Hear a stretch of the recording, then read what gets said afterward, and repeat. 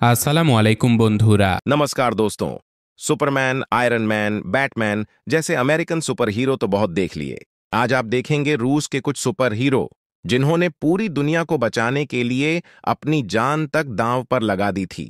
और मुझे लगता है कि ये वायरल रूसी सुपर हीरो बचपन में हम सभी ने कभी ना कभी देखे हैं। तो चलिए बचपन के उन्हीं सुपर हीरो की कहानी आज एक बार फिर सुन लेते हैं। कहानी की शुरुआत होती है एक पागल वैज्ञानिक के किए हुए कुछ डरावने प्रयोगों से, जहां यह दिखाया जाता है कि इंसानी क्षमताओं को कैसे और बढ़ाया जा सकता है। और यही विकसित इंसान आगे चलकर एक नए सुपर हीरो पीढ़ी का निर्माण करने वाले थे। वे क्या क्या कर सकते थे, ये आप आगे जानेंगे। असल में यह घटना 1940 की थी। इसके बाद कहानी सीधे 80 साल आगे यानी 2020 में पहुंचती है, जहां हम देखते हैं कि कुछ सैनिक अपनी बनाई हुई नई हाईटेक हथियार प्रणाली का परीक्षण कर रहे थे। उन्होंने कुछ ऐसे रोबोटिक आर्म्स बनाए थे जो पूरी तरह हथियारों से लैस थे, जिनमें rocket launcher, bullets, electromagnetic pulse, shifting, suspension और कई आधुनिक तकनीकें शामिल थीं। ये अपने टारगेट को खुद ब खुद लॉक करके बहुत दूर से निशाना लगा सकते थे। लेकिन अचानक इनके सिस्टम में कोई खराबी आ जाती है और वे रोबोट सैनिकों की बात मानना बंद कर देते हैं। स्थिति इतनी भयानक हो जाती है कि पूरे सेना को अपने बड़े बड़े टैंकों के साथ मैदान में उतरना पड़ता है। लेकिन तभी हम देखते हैं कि वे सभी रोबोटिक आर्म्स उन टैंकों को नष्ट कर देते हैं और साथ मौजूद सभी सैनिकों को भी मार डालते हैं। और इस सब के पीछे था आजगोर जुराट, जो अपने इलेक्ट्रोमैग्नेटिक पल्स सिस्टम की मदद से इन सारे रोबोटिक आर्म्स को कंट्रोल कर रहा था। इसके बाद सीन मॉस्को की एक हाई लेवल मीटिंग में चला जाता है, जहां शहर के सभी बड़े सैन्य अधिकारी और नेता बैठे थे। वे चर्चा कर रहे थे कि यह आजगोर जुराट असल में कौन है। घटना यह थी कि 80 साल पहले आजगोर ने कुछ ऐसे इलेक्ट्रिक डिवाइस बनाए थे जिनकी मदद से वह वायरलेस तरीके से किसी भी इलेक्ट्रॉनिक सिस्टम को पूरी तरह नियंत्रित कर सकता था। जैसे अगर यह डिवाइस आपके शरीर पर लगा हो और सामने कोई गाड़ी खड़ी हो, तो आप सिर्फ इशारा करके उस गाड़ी को चलाने तक का नियंत्रण पा सकते थे। लेकिन ऐसा करने की कोशिश में आजगोर कई बार असफल होता रहा। दूसरी तरफ आजगोर का साथी मिस्टर विक्टर इस पर रिसर्च कर रहा था कि इंसानों को कैसे सुपर ह्यूमन या एक प्रकार के सुपर सोल्जर में बदला जाए। सेना को आजगोर का प्रोजेक्ट पैसों और समय की बर्बादी लगने लगा, जबकि विक्टर का सुपर सोल्जर प्रोग्राम उन्हें ज्यादा पसंद आया। हालांकि विक्टर ने तब तक कोई सुपर सोल्जर बनाया भी नहीं था, सिर्फ रिसर्च के कागज तैयार किए थे। इन घटनाओं के बाद आजगोर को प्रोजेक्ट से बाहर निकाल दिया जाता है और फिर वह बदला लेने की तैयारी शुरू करता है। प्रतिशोध लेने के लिए वह चुपके से जाकर विक्टर के सारे डॉक्यूमेंट्स चुरा लेता है और एक नई लैब में काम शुरू कर देता है। कहानी की शुरुआत में हमने देखा था कि कैसे अलग अलग लोग अजीब अजीब शक्तियां पा रहे थे। असल में आजगर ही विक्टर के सारे थीसिस और रिपोर्ट का इस्तेमाल करके गुप्त रूप से नए नए सुपर ह्यूमन तैयार कर रहा था। लेकिन जब सरकार को इस बात का पता चलता है तो वे आजगर के अड्डे को हमेशा के लिए नष्ट कर देते हैं। फिर भी किसी तरह आजगर वहां से भागकर बच निकलता है। यहां कर्नल निकोलाई अपनी कमांडर एलेना से कहता है, तुम 80 साल पहले आजगर द्वारा बनाए गए उन सुपर ह्यूमन को ढूंढो। वही सुपर ह्यूमन अब आजगर के खिलाफ इस युद्ध में हमारी मदद करेंगे। लेकिन आजगर ने असल में बहुत बड़ा प्लान बना रखा था। अब हम देखते हैं कि आजगर रूस के अलग अलग इलाकों में जाकर बड़े बड़े टैंकों को अपने काम में इस्तेमाल करना शुरू कर चुका है। उधर एलेना को हम देखते हैं कि वह इस समय जनरल निकोलाई के साथ पैट्रियट नाम की एक जगह पर आई है। पैट्रियट दरअसल एक ऐसी सर्विस थी जहां से पूरे विश्व पर निगरानी रखी जा सकती थी। कौन सा डिवाइस कहां है, कौन सा इंसान इस वक्त क्या कर रहा है, सब कुछ पता चल जाता था। एक तरह से पैट्रियट सर्विस दुनिया को बचाने और बाहरी खतरों से सुरक्षा देने के लिए बनाई गई थी। इसलिए एलेना अपनी टीम को आदेश देती है कि दुनिया में जहां जहां ऐसे लोग मिलें जिनके अंदर कोई विशेष शक्ति हो, उन्हें ढूंढना शुरू करो। हम उन पर नजर रखेंगे और फिर आजगर के खिलाफ एक नई लड़ाई शुरू करेंगे। टीम के विभिन्न सदस्य धीरे धीरे सुपर ह्यूमन के बारे में जानकारी देने लगते हैं। कौन कौन सुपर ह्यूमन साइबेरिया में है, कौन भारत में, कौन जापान में, कौन चीन में और कुछ श्रीलंका में भी। हालांकि यहां कई पात्रों का जिक्र किया जाता है, लेकिन इस मूवी में सिर्फ 4 को ही दिखाया जाएगा। और ऐसा क्यों? इसका जवाब मूवी के अंत में मिलेगा। इसके बाद सीन सीधे कहानी के पहले सुपर ह्यूमन पर जाता है, शिवा पर। असल में जब आजगर जुरेटो भारत यात्रा पर था, तब वह भारत से प्रेरित होकर अपने सभी सुपर ह्यूमन को भारतीय नाम देता था। शिवा के अंदर लगभग शिव देवता जैसी शक्तियां थीं, जैसे मिट्टी पत्थर जैसी चीजों को कंट्रोल करना। इनका उपयोग करके वह किसी भी तरह का आकार बना सकता था। एलेना उससे मदद मांगने जाती है। शिवा कहता है, तुम शायद अपने पुराने निर्माता को भूल गई हो, जिसका नाम है आजगर चुराट, क्योंकि इस घटना को लगभग 80 साल हो चुके हैं। लेकिन अब वह किसी बड़े प्लान में लगा है। वह पूरी दुनिया को अपनी मुट्ठी में करना चाहता है। इसी वजह से हमें तुम्हारे जैसे सुपर हीरो की मदद चाहिए। यह सुनकर शिवा कहता है, अच्छा ही हुआ, इतने दिनों से जीने का कोई उद्देश्य ही नहीं था।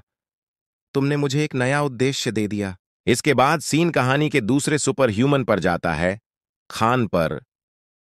उसकी पीठ पर 2 लंबी तलवारें थीं और खान की सुपर पावर यह थी कि वह फ्लैश की तरह प्रकाश की गति से दौड़ सकता था और दुश्मनों को पल भर में खत्म कर सकता था। एक ही वार में वह एक कार को 2 टुकड़ों में काट देता था और गोली चलने से पहले ही वह अपनी जगह बदलकर सामने वाले को काट सकता था। सच कहूं तो चारों हीरोज में खान की पावर मुझे सबसे ज्यादा पसंद है। तो अब आगे बढ़ते हैं। तीसरे सुपर ह्यूमन को साइबेरिया के एक जंगल में दिखाया जाता है।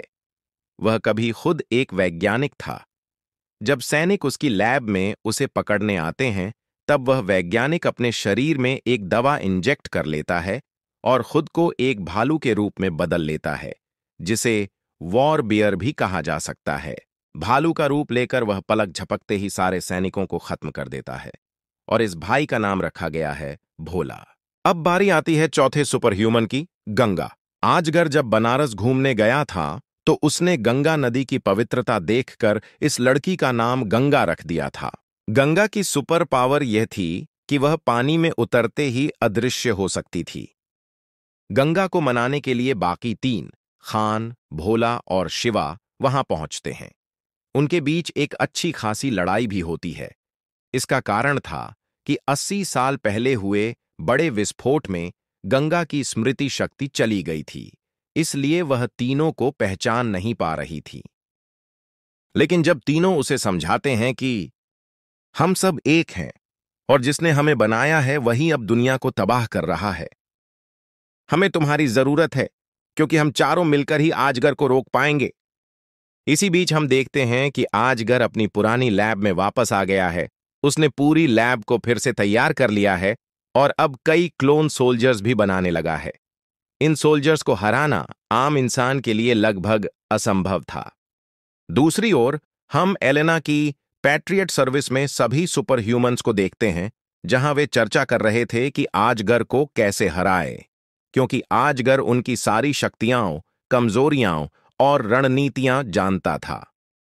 तभी एलेना कहती है, तुम 4 लोग अकेले नहीं हो, हमारी टीम भी तुम्हारे साथ है। अगर कोई दिक्कत हुई तो हमारी सेना बैकअप के लिए वहां हमला करेगी। तुम बस आगे बढ़ो, हम तुम्हारे पीछे खड़े हैं। उसी समय निकोला की तरफ से खबर आती है कि रूस के साउथ स्ट्रीट पंदीर में आजगर की लोकेशन मिल गई है, तो वह उन्हें तुरंत वहां जाने को कहती है। खबर मिलते ही चारों सुपर ह्यूमन तेजी से वहां पहुंच जाते हैं और अब सभी अपनी अपनी शक्ति के अनुसार अपना दम दिखाने लगते हैं। सबसे पहले गंगा बारिश के बीच अदृश्य हो जाती है। फिर भोला, जो कि एक वार बेयर में बदल सकता था, वह खुद को भालू का रूप दे लेता है और हमारा खान तूफान की गति से गोलियों को चकमा देकर एक एक कर दुश्मनों को काटने लगता है।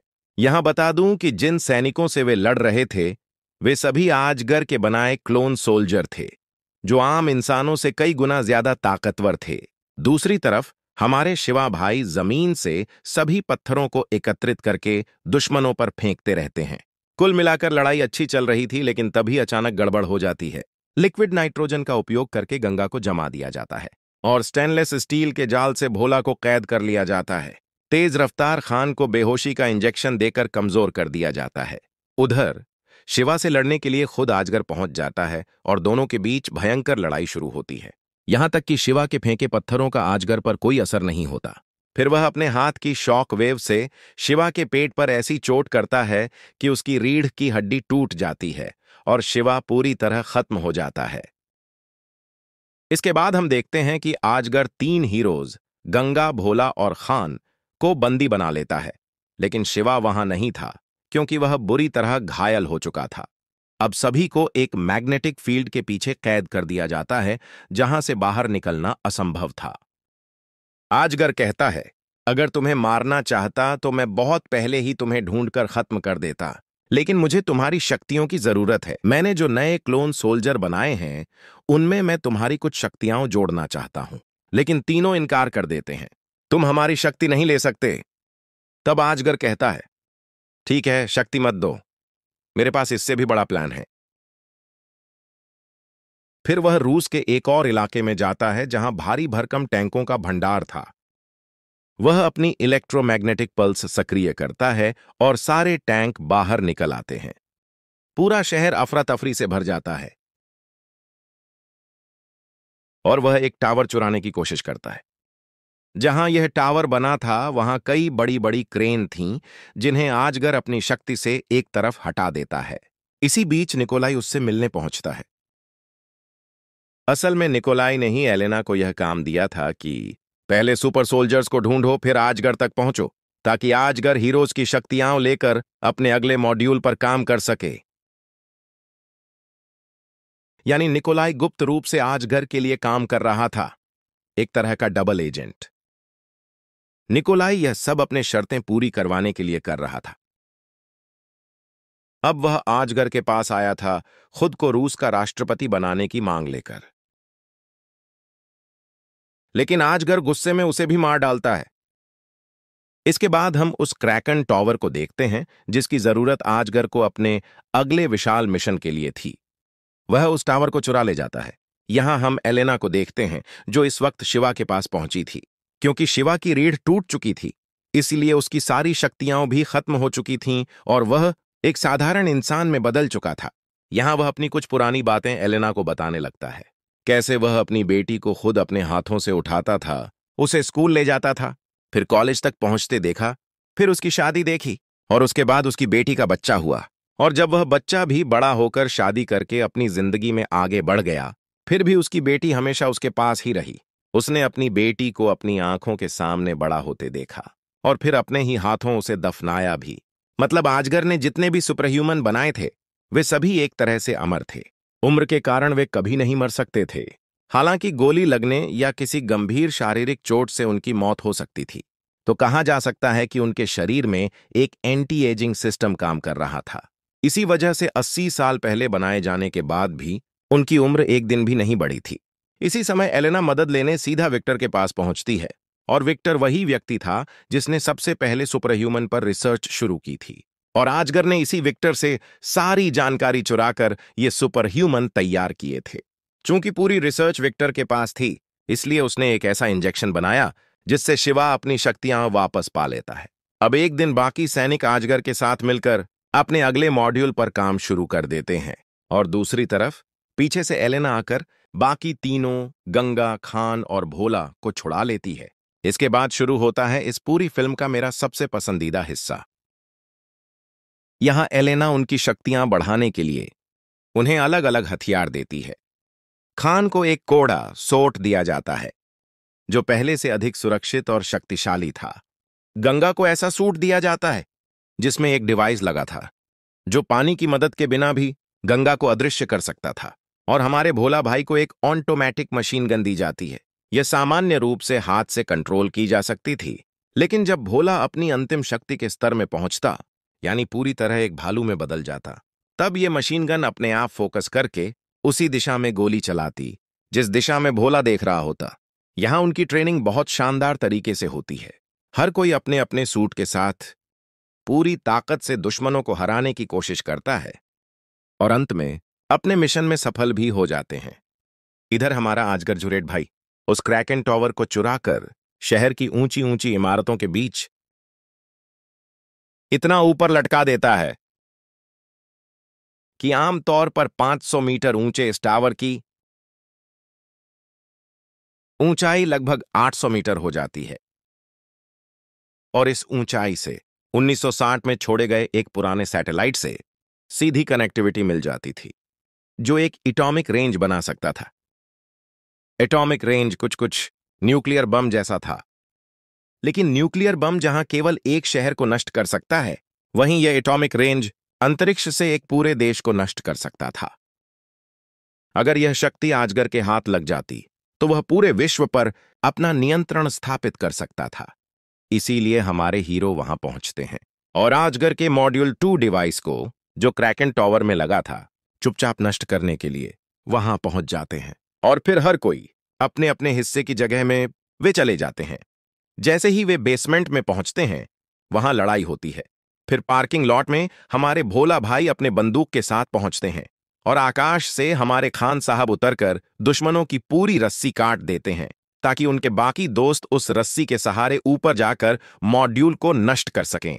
इसी बीच विक्टर, जो यह रिसर्च कर रहे थे कि आजगर को कैसे हराया जाए, अचानक आजगर उन्हें इलेक्ट्रिक शॉक दे देता है, जिससे वह लगभग मृत्यु के कगार पर पहुंच जाते हैं। लेकिन उसी समय एलेना विक्टर के पास पहुंच जाती है। विक्टर एलेना को बताते हैं कि अगर ये 4 सुपर ह्यूमन अपनी शक्तियों को एक साथ जोड़ दें तो उनके मुकाबले कोई शक्ति नहीं हो सकती।